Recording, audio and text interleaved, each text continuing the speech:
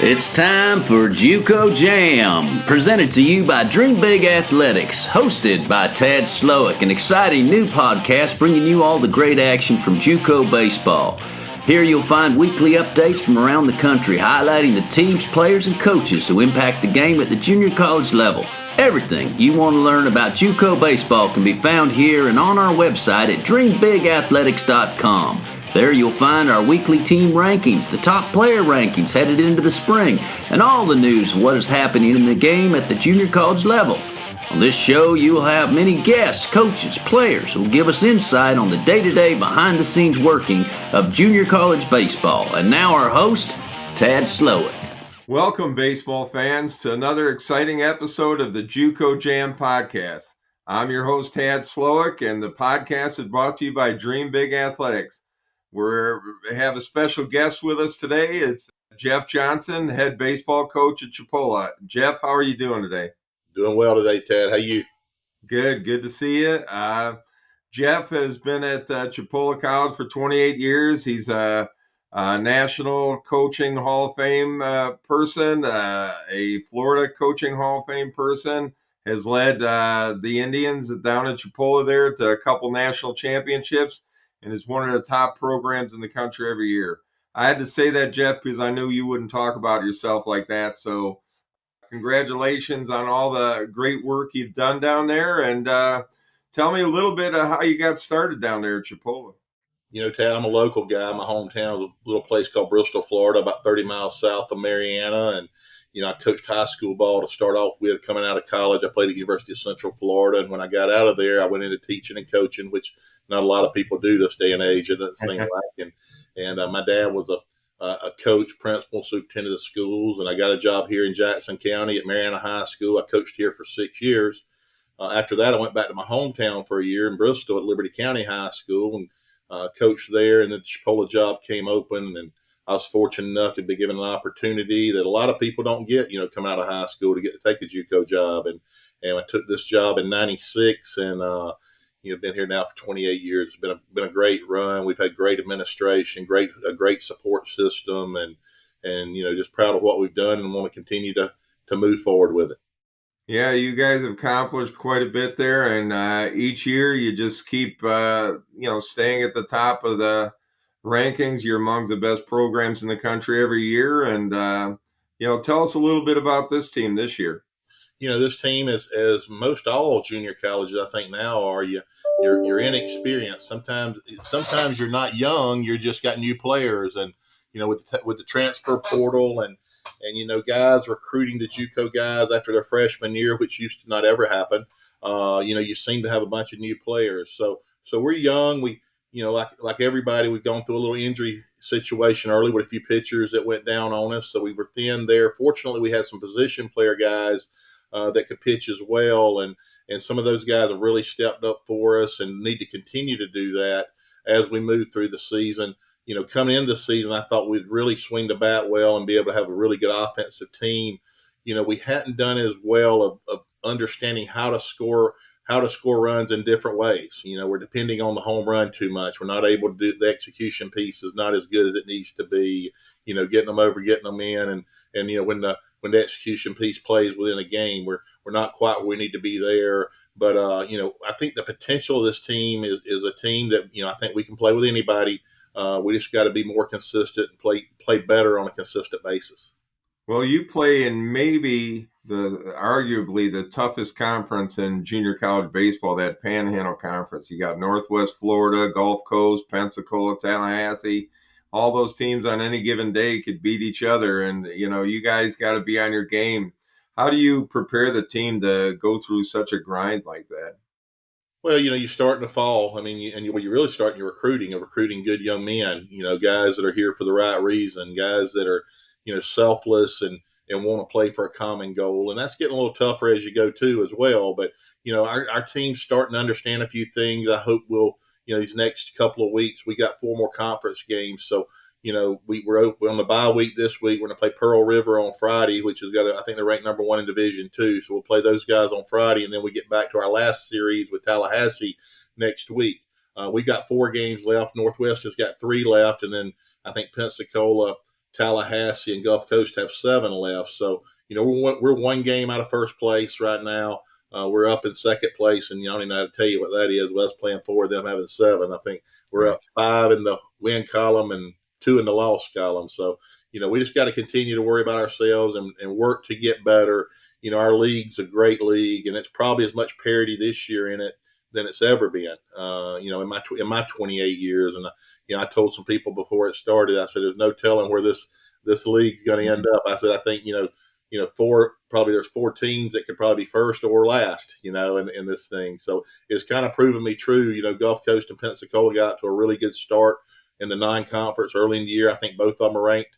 I know Gulf Coast was ranked number 1 in the country. Yeah. I think Pensacola was as high as 3 in the Right. country at one time, and they've had some injury issues like we all have, and in this game it isn't about playing good; it's when you play good, Right. and so hopefully we can string it together and get more consistent in a good manner and make a run at this thing toward the end. Yeah, I mean, I got an opportunity to see you guys play recently, and I saw you play early in the year, saw you play recently, and I'm just excited at going to your place, your complex. Go to Northwest Florida complex there, and these are great baseball complexes. People don't realize how good the facilities are at the junior college level sometimes, and you guys got everything that you need to help develop these kids and get them going. And so, a player, out of high school or a transfer out of another college comes into your program, and they really got all the things that they're going to need to be better player. Obviously it's up to them to get the job done, but I just am excited about the facilities that junior college baseball really has right now. Well, it is good, and everybody tries to step up. We were fortunate back in 2000 to build our new facility, 2001, and got it going. Northwest has done some work with theirs, and so have all our other teams in our league and throughout the state. When one team makes a commitment to do things, other teams seem to follow with that. And the thing in junior college baseball that we all need to think about: you're not going to get better if you don't play. And there's great development in this league. I was looking through some things the other night, and I saw where Sanjak had a couple guys make it to the big leagues that pitched for them. I think in 2019 that were over here. I think we've got 2 guys in AAA off that team, and 2 guys in AA that pitched off that team. We've had 22 big leaguers here, probably right at 200 draft picks since I've been here. And, it's a great league and a great place for people to come in and develop their craft and get seen too. That's what a lot of people don't understand. The people that come in to see, scout wise, professionally, the Division Ones are going to be around for sure. But there's a lot of great things going on here in JUCO baseball, and if you don't play, you're not going to get better. That would be one thing I would say. Right, and I get calls every day from recruiters all the time. Yeah, who's the best JUCO shortstop? Who's the best JUCO pitchers available still? And a lot of guys sign big time commitments in the fall to Power Five schools, and and there's still a lot of guys out there who are later developers, later bloomers, who are very good players who are going to play at a high level of college baseball and maybe beyond that. And that's one of the things that you and I have talked about before. It's one thing to go. These D1 programs are really good now. I mean, they've got some good things going on there too. And to go in there and play right away is a tougher situation. When you go in as a freshman and you're part of their programs and they got great facilities and things like that. But if you don't get on the field, it's a lot different in your development process, to just go in and do your work every day and have to sit and learn the game from the sidelines, then going to a junior college and getting to play right away. I call it, opportunity meets development. You got an opportunity to play every day, and now you're getting a chance to really get developed on the field because people overlook that sometimes. Yeah, it's great to get in the weight room and do all the things on the side, but if you're not between those white lines, I think it's a really slower part of your development. Yeah, I think kids this day and age, Tad, do a a lot more and a lot better job of training, but there's not as good a job of development probably on the baseball field, and all these Division I's, I've been here 28 years, and I've gone through the growth of the small major to the mid major to the high major, and they've all got good facilities now. They have good scholarships. Their training staffs, their support staffs, all that's there for them to do well. But ultimately, to me, what a kid should think about is, what are my goals of where I want to be long term. And there's not a right or wrong answer going junior college or Division I. Okay, if I want to be a doctor, lawyer, or whatever it may be, you got those opportunities to do that in a junior college of getting your education here and moving up. But the part of playing, being able to play, you're not going to get better if you don't play. And Right. I would say, my research and just looking at it over the years, I would say probably about 10 to 15% of the true freshmen really play at a Division I when they go in. And a lot of them have to redshirt and go through that process. And there's nothing wrong with that process if they want to, be patient and work on that. But also, I think when you're redshirting, are you getting better? Okay, and that would be the thing I would say. Or do you need to go play and get 200 at bats or throw 70 innings or and you're going to get, like I said, the exposure. If your goal is to play professional baseball, the only way a scout's going to see you, the only way you're going to get better is by being in a competition-based atmosphere. And, I think that's what's been successful for us. And, I think the developmental piece for it has been something, in the junior college way, you can have that year of, okay, I go out and maybe the first few games I don't throw very well, and all of a sudden we're going to have to stick you back because our pitching staff consists of 10 to 12 guys, not 25 guys.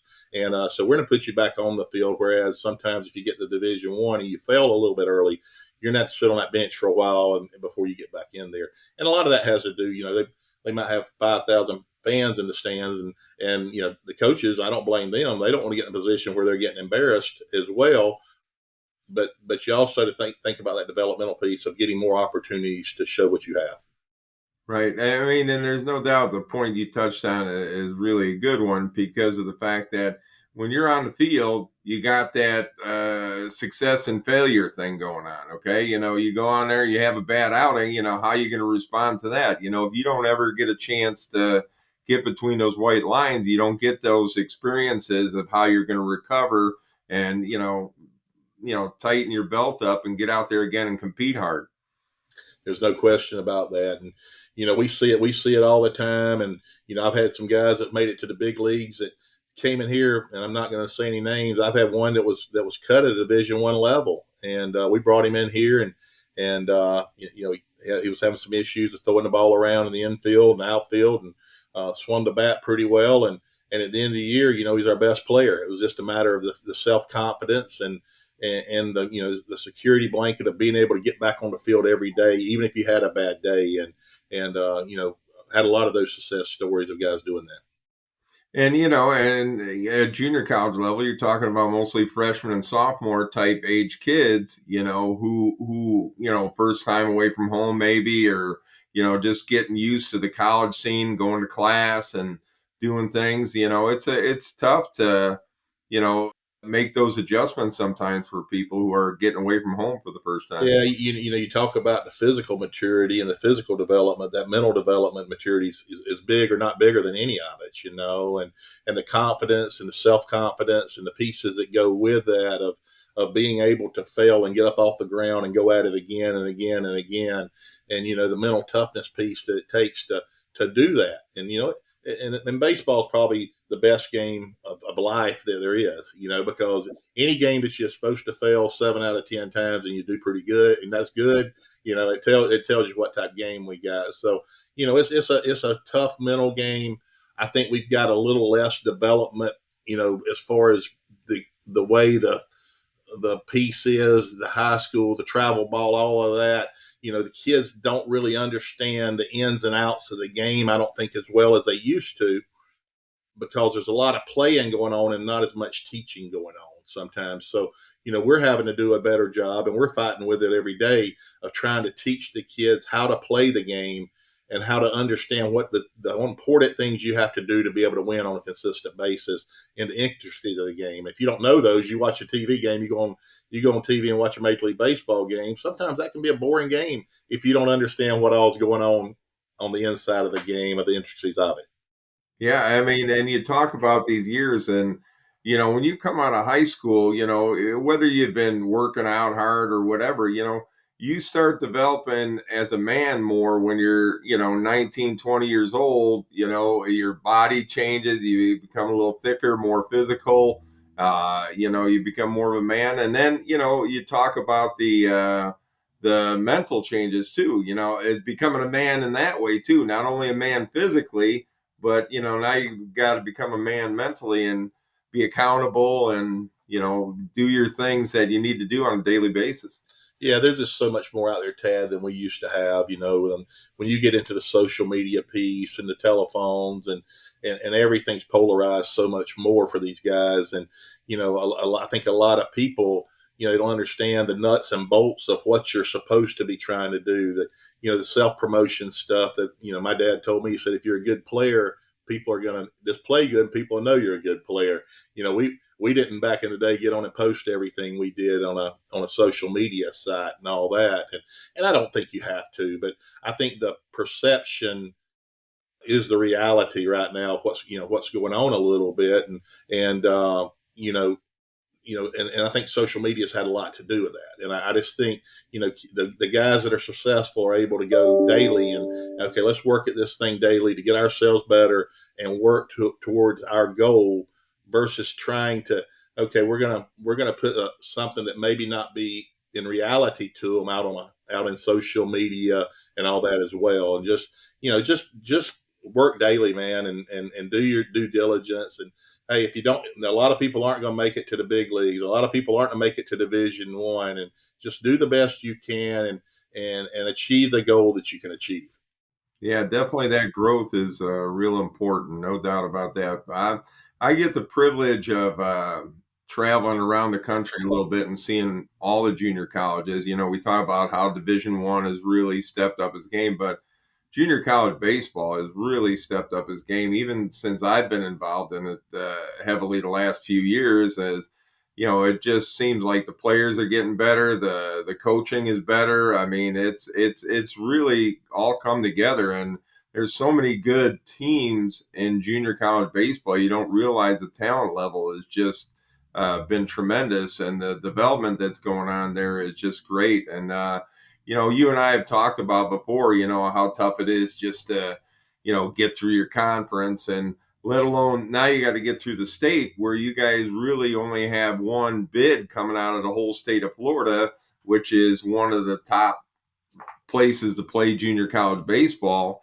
And, even in Texas, there's so many good teams, Arizona, I mean, everywhere around the country, there's so many good clubs. And, do you feel that there's a need maybe to expand the postseason and get a little bit more teams involved at that next level? I don't think there's any doubt, Tad. And I think iron sharpens iron. And I think, everybody, it went from the low major to the high major to the Division Is. And in junior college now, when I got in this thing 28 years ago, I would go to an event and there might be myself and two or three other JUCOs there. Now you go to those events and pretty much all the JUCOs are there, and everybody's got a recruiting coordinator. Everybody's got guys helping to do those things. So, an old adage, iron sharpens iron, is there now. In our state, our state is very, very, very competitive. And I've always felt like the state of Florida deserved two teams to get in there if we want to get the best teams to Grand Junction. Okay. Right. Now I also understand nationally, you want to award people on a national basis too of that part of it. I don't know where it's going down the road. I wish we could get two teams because I really think Florida deserves at least two teams like Texas does.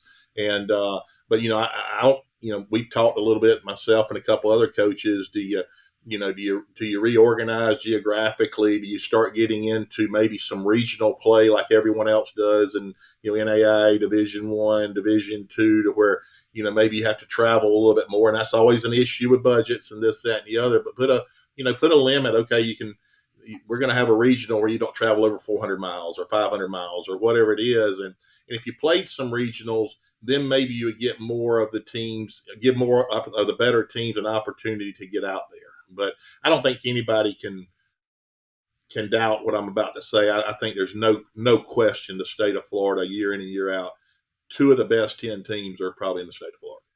Yeah, there's no question about that. I mean, yeah, you just see from the rankings in general. I mean, you see how many teams are up there in general, and you see the same thing with Texas. And there's no doubt that Florida, would be better served with a couple of bids rather than just one. I mean, it's such a tough place to get out of. You have a great season, and you get to that final game between two real top teams, and anything can happen. So, But Ted, I think in my 28 years here, I think we had lost 6 state championship games before we finally won our first one to get to go. And we've been fortunate to win 3 national championships. But right. it took a while for us to break through. And there's a lot of teams in the same shape that we've been in, over the years. But it's a great league. And then we had an 8-team tournament, and we played even a 10-team tournament at one time. We let a couple other teams get into our tournament, and that what you talking about, a bear of a tournament going down in Lakeland and Central South Florida. It's 100-degree heat,